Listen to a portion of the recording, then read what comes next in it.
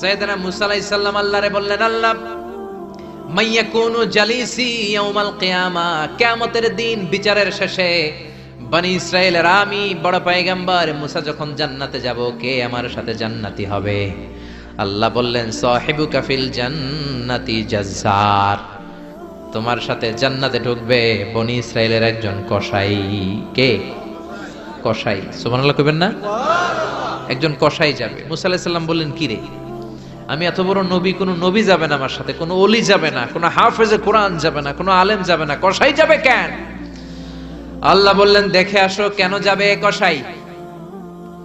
সাইয়েদনা মুসা আলাইহিস সালাম কসাইয়ের দোকানে গেলেন, দেখলেন না কসাইয়ের স্পেশাল কোন আমল তো দেখা যায় না, খালি গোশত কোপায়। কি কোপায়? সারাদিন গোশত বিক্রির পরে বিকেল বেলা সবচেয়ে চমৎকার গোশতের একটা টুকরা নিয়ে কসাই দোকান বন্ধ করে বাড়িতে যায়। সাইয়েদনা মুসা আলাইহিস সালাম ছদ্মবেশে কসাইয়ের পেছনে পেছনে যায়। কসাই ঘরে ঢুকার পরে সাইয়েদনা মুসা আলাইহিস সালাম ঘরে নক করা শুরু করলেন।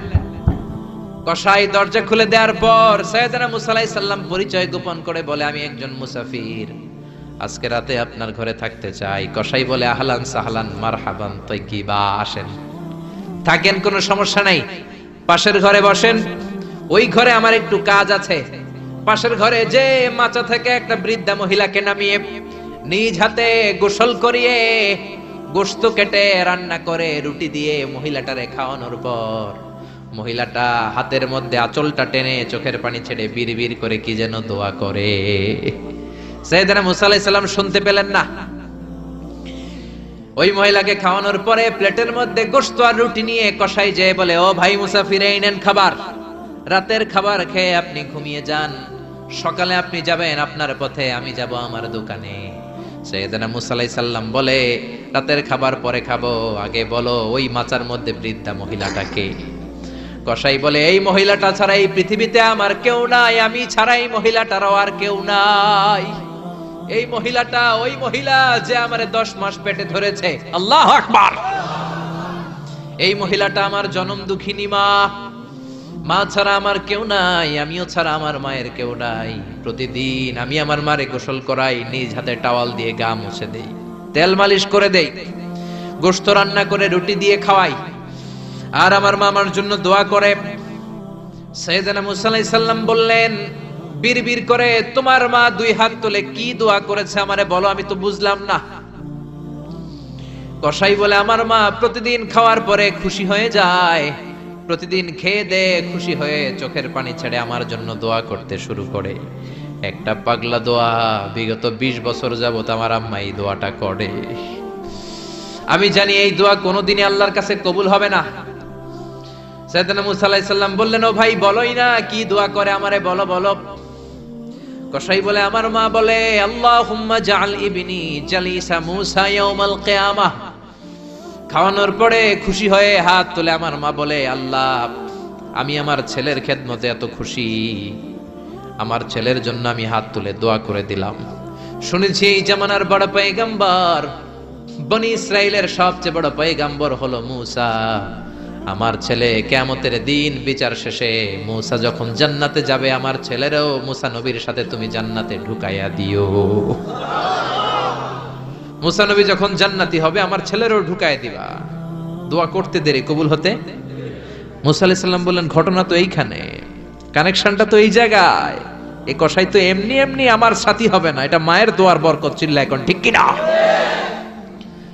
এই জন্য প্রিয় ভাইয়েরা, মায়ের দোয়া ছাড়া, বাবার দোয়া ছাড়া পৃথিবীর কেউ আল্লাহর ওলি হতে পারে না, পৃথিবীর কেউ ভালো মানুষ হতে পারে না, সফল হতে পারে না, ক্যারিয়ার সুন্দর করতে পারে না, নেতা হতে পারে না, ব্যবসায়ী হতে পারে না। জীবনে যারাই সফল, তাদের সফলতার পেছনে মা বাবার দোয়া ছাড়া নাই। বিশ্বনবী মা বাবার আদর পান নাই, জন্মের আগে বাবারে হারালেন, 6 বছর বয়সে মারে হারালেন। মা বাবা ছাড়া ইয়তীম হয়ে বিশ্বনবী বড় হলেন। প্রথমে দাদার কাছে, তারপরে চাচার কাছে ইয়তীম নবী বড় হতে লাগলেন। বিশ্বনবী যখন হুদাইবিয়ার উমরা করতে যাবেন, পথিমধ্যে বিশ্বনবীর মায়ের কবর পড়ল। জায়গাটার নাম ছিল আবওয়া। কি নাম? আবওয়া নামক জায়গায় এসে বিশ্বনবী আল্লাহর কাছে ফরিয়াদ করলেন, আল্লাহ আমি আমার মায়ের কবর জিয়ারত করতে চাই, অনুমতি দেন। বিশ্বনবীর মায়ের নাম কি? তোরা দেখে যা আমিনা মায়ের কোলে, মধু পূর্ণিমারি শেথা চাঁদ দোলে, যেন উষার কোলে রাঙা রবি দোলে। তোরা দেখে যা আমিনা মায়ের কোলে, কুল মখলুকে আজি ধ্বনি উঠে কে লই, কালেমা শাহাদাতের বাণী ঠোঁটে কে লই, পড়ে দুরুদ ফেরেশতা বেহেশতের দুয়ার খোলে। তোরা দেখে যা আমিনা মায়ের কোলে, তোরা দেখে যা আমিনা মায়ের কোলে। চিল্লায় পড়েন আল্লাহু আকবার। বিশ্বনবী মায়ের কবরের সামনে যখন দাঁড়ালেন, 1400 সাহাবাকে নিয়ে প্রত্যেকের গায়ে একটা ইজার একটা রিদা উমরা করবেন।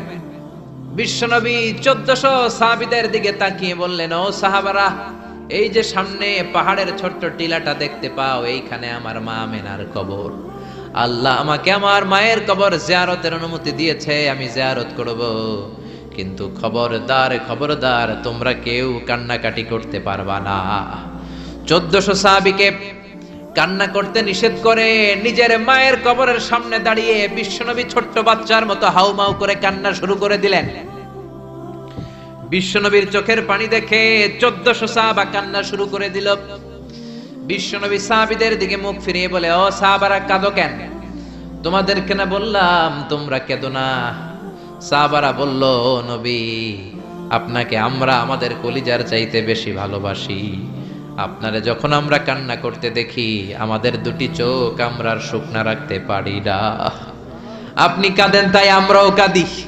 বিশ্বনবী বললেন, আদ্রাকাতনি রাহমাতুহা ফাবাকাইতু। আমার মা আমেনা যে আমারে ছোটবেলা আদর করেছে, সোহাগ দিয়েছে, ভালোবেসেছে, ওই আদরের কথা আমার মনে পড়েছে। আমার মা আমেনা আমারে জাইতুনের তেল মালিশ করে দিত,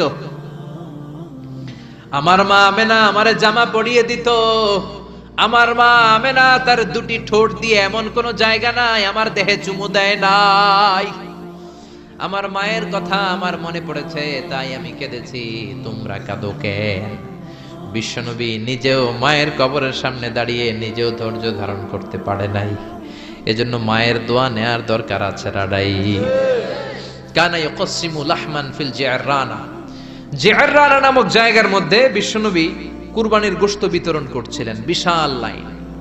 কুরবানির গোশত মাঝে মাঝে বিতরণ হয় না, লাইন ধরে লোকজন নেয় না, বিশাল বড় লাইন।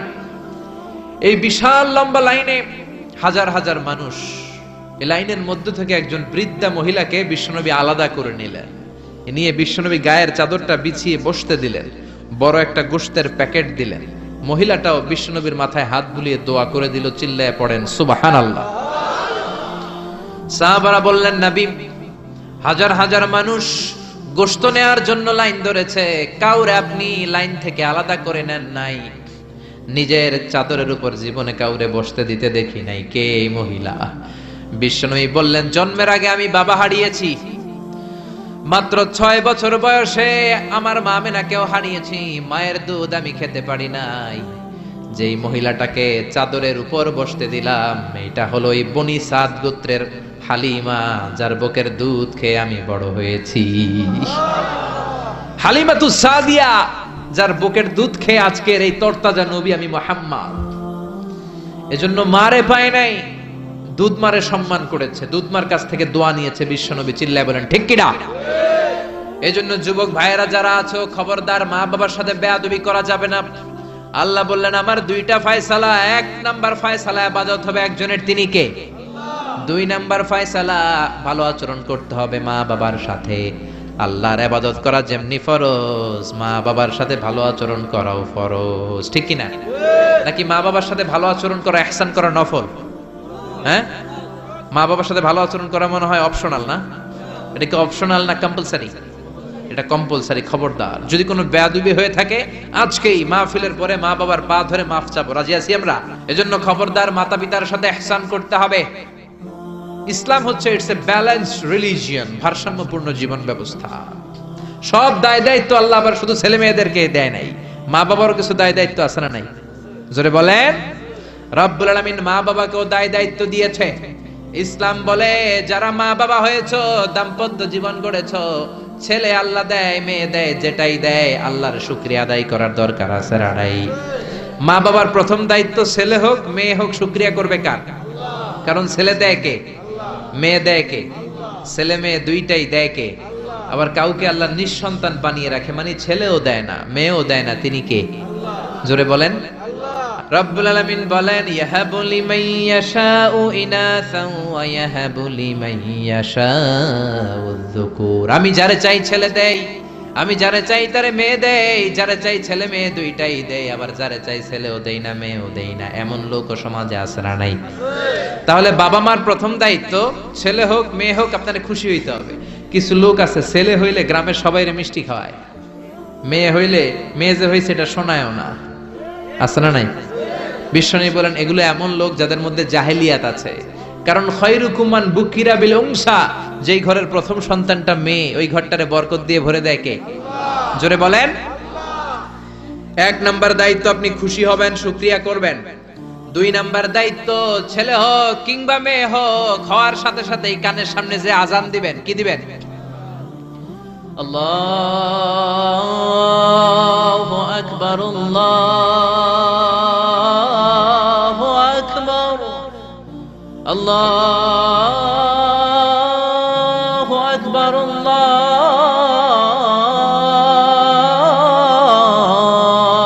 আকবার, পড়েন আল্লাহু আকবার। এখন ছেলে হইছে মেয়ে হইছে, আজান দেওয়ার জন্য মুয়াজ্জিন সাহেবরে টোকায়, আছে না নাই? ইমাম সাহেবরে টোকায়, আছে না নাই? বিশ্বনবীর প্রথম নাতিটার নাম ছিল হাসাইন। দুই নাতি তো, বড় জনের নাম হাসান, ছোট জনের নাম হাসান। জন্ম হওয়ার সাথে সাথে বিশ্বনবী ঘরে ঢুকে দুই কানের মধ্যে হাত লাগিয়ে হাসানের কানের সামনে দাঁড়িয়ে বিশ্বনবী নিজে আজান দিয়েছে। এই জন্য নিজের ছেলে হলে নিজে আজান দিবেন, অথবা আপনার নাতি হইলে দাদা হিসেবে আপনি আজান দিবেন, আপনার ভাতিজা ভাতিজি হয়েছে চাচা হিসেবে আপনি আজান দিবেন। ইমাম সাহেবরে টোকানোর দরকার নাই। একজন মুসলমান হিসেবে সবার ভালো করে আজান একামত জানার দরকার আছে না নাই? তাহলে ছেলে হোক মেয়ে হোক খুশি হবেন, এটা হলো প্রথম দায়িত্ব বাবা মার। যত মায়েরা, আমার মাইকের আওয়াজ যদি আপনাদের কানে যায় মায়েরা শোনেন, আর বাবা যারা এসেছেন মনোযোগ দিয়ে শোনেন। এক নম্বরে বাবা মার দায়িত্ব প্যারেন্টিং, এটারে বলে parenting, how to rare up your children, কেমন করে ছেলে মেয়েদেরকে বড় করবেন এ ব্যাপারে ইসলামে দিক নির্দেশনা আছে না নাই? এক নম্বরে ছেলে হোক মেয়ে হোক শুকরিয়া কার? দুই নম্বরে ছেলে হওয়ার সাথে সাথে মেয়ে হওয়ার সাথে সাথে আজানের দরকার আছে না নাই? তিন নম্বরে সপ্তম দিনে ছেলে হোক মেয়ে হোক আকিকা দিবেন। ছেলে হলে দুইটা ছাগল, মেয়ে হলে একটা ছাগল, সপ্তম দিনে দিবেন। কততম দিনে? অনেকে কুরবানির সাথে দেয়, কুরবানির সাথে নয়, সপ্তম দিনে দিবেন। এখন দিতে পারেন নাই, পরে কুরবানির সাথে বন্ধুর সময় দেন, ওটা আলাদা কথা, কিন্তু দেন নিয়ম হচ্ছে সুন্নাহ হচ্ছে সপ্তম দিন। কততম দিন? বিশ্বনবী বললেন কুল্লু গুলামিন রাহিনাতুন বিআকিকাহ তুযবাহু আনহু ইয়াওমা সাবিহি, প্রত্যেক বাচ্চাকে আকিকা দিতে হয় তার সপ্তম দিনে। তারপরে ইউসাম্মা ফিহি, সপ্তম দিনে তার একটা নাম রাখতে হয়। তারপরে ইহলাকু রাসুহু, তার মাথা কামিয়ে ফেলতে হয়। ছোট ছোট চুল থাকে না, নিউ বর্ন বেবি, নতুন বাচ্চার মাথায় হালকা হালকা পাতলা চুল থাকে, এগুলোকে আপনি হলক করে দিবেন, শেভ করে দিবেন। তাহলে সপ্তম দিনে তিন কাজ। এক নম্বরে আকিকা, এক নম্বরে কি? সবাই বলেন। এক নম্বরে দুই নম্বরের নাম রাখা, দুই নম্বরে কি? কি নাম রাখবেন? Brush fire.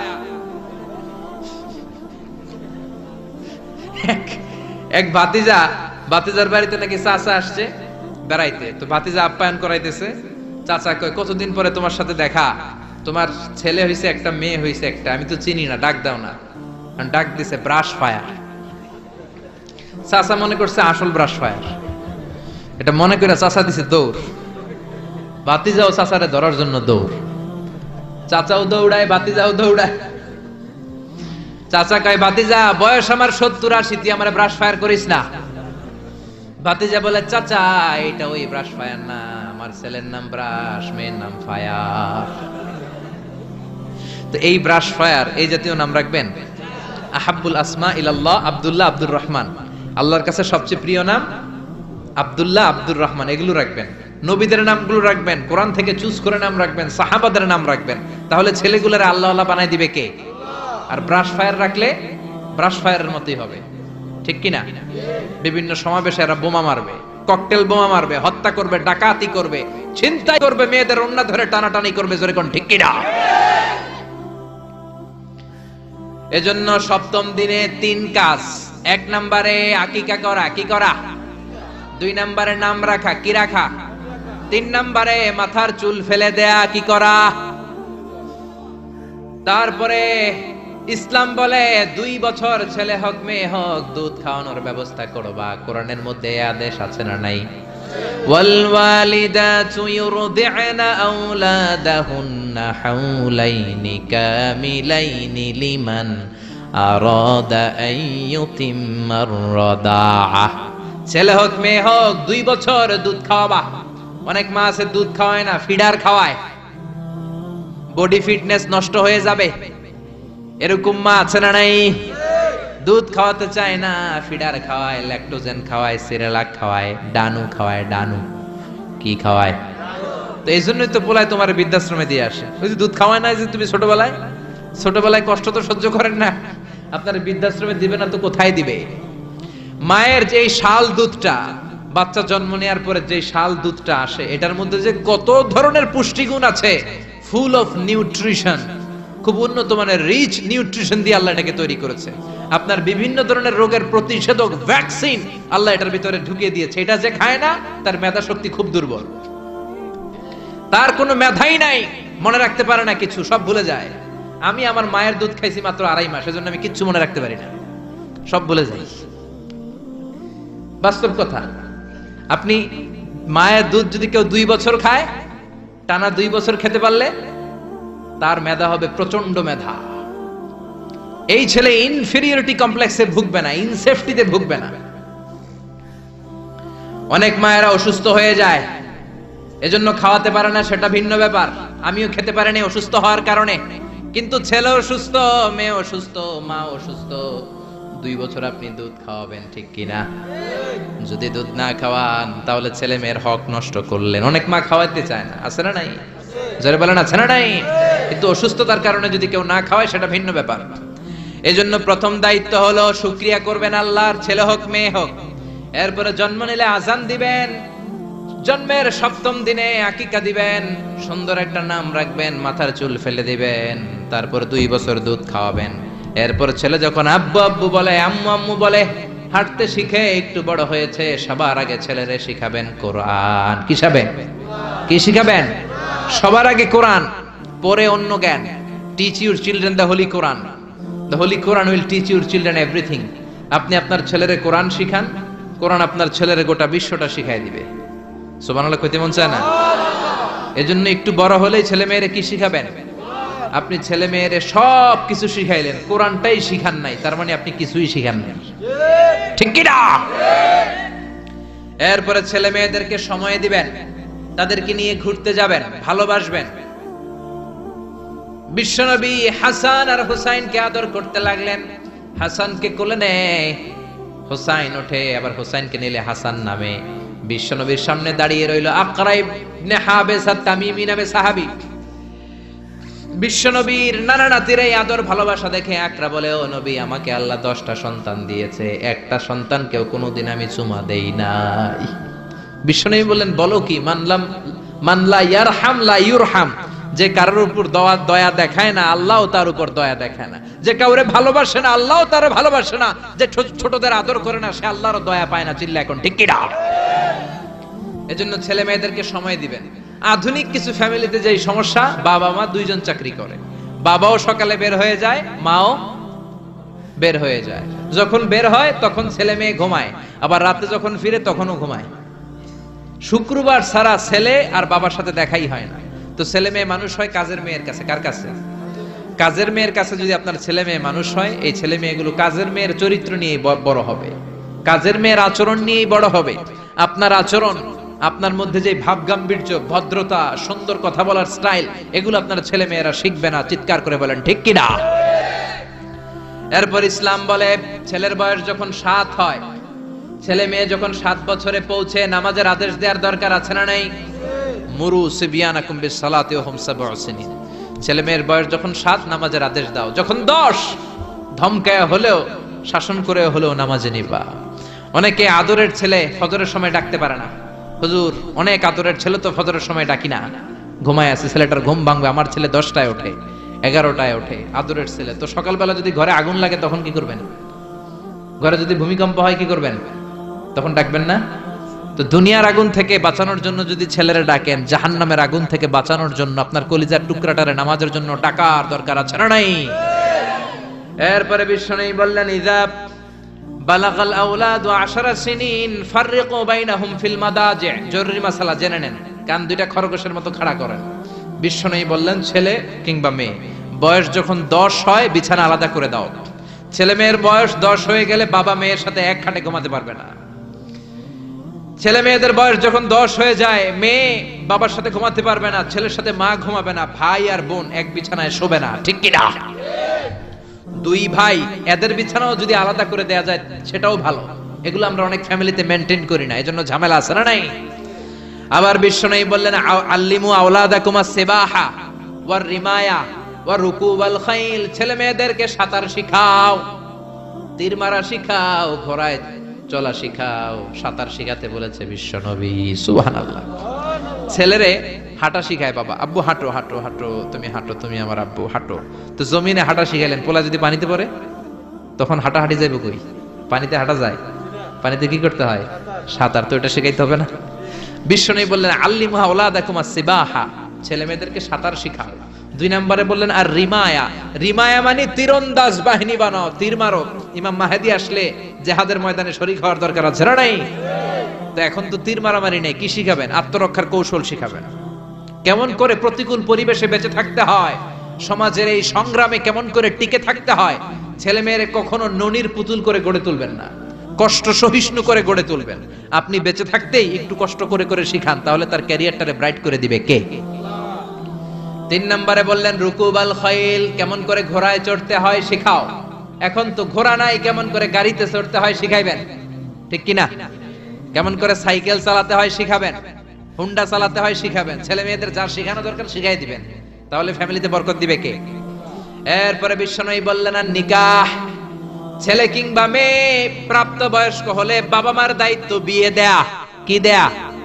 কিন্তু মেয়ের বয়স হয়ে গেছে 25, ছেলের বয়স 30, বিয়ে হয় না, আছে না নাই? ছেলেরা যদি জিজ্ঞেস করি বিয়ে করস না কেন, কয় হুজুর নিজের পায়ে দাঁড়ায় লই। তাহলে এতদিন কার পায়ে দাঁড়াইছো? আপনার ছেলে আপনার মেয়ে প্রাপ্তবয়স্ক হওয়ার পরে যৌবনের সময়ে যদি কোনো পাপ করে, অন্যায় করে, সময় মতো বিয়ে না দেওয়ার কারণে, তাদের পাপের কারণে ওই পাপের পার্সেন্টেজ গুনাহ আপনার আমল নামাতেও আছে না নাই? জোরে বলেন, জোরে বলেন। ছেলে মেয়েগুলো এখন চরিত্রহীন আর চরিত্রহীনা হয়ে যাচ্ছে এই পর্নোগ্রাফির ছোবলে, ইউটিউব আর ইন্টারনেটের ছোবলে। ওপেন অ্যাক্সেস একটা শব্দ লিখে ক্লিক করতে দেরি, নেকেড ফিল্মগুলো আসতে দেরি হয় না, চিল্লা এখন ঠিক কি না? এজন্য সময় মতো বিয়ে দিয়ে দেন।